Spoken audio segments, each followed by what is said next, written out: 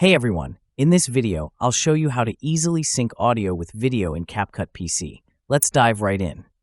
First, open CapCut on your PC, and then click on the import, and then import the audio and video which audio you want to sync with video, once you imported them. Now, drag both your video and audio files onto the timeline. You'll see two separate audio tracks, one from the video and the external audio. Before syncing, I recommend lowering the video's original audio so it doesn't interfere. Click on the video, and then at the top right side, click on the Audio tab option and reduce the volume.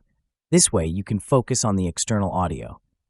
Now, to sync the audio with the video, highlight all the clips, right-click, and select Sync Video to Sound. CapCut will automatically align the audio with the video for you. Once that's done, hit play to check your synced audio and video. It should sound perfect. And that's it. If you found this video helpful, give it a thumbs up and subscribe to our channel for more tech tips and tricks.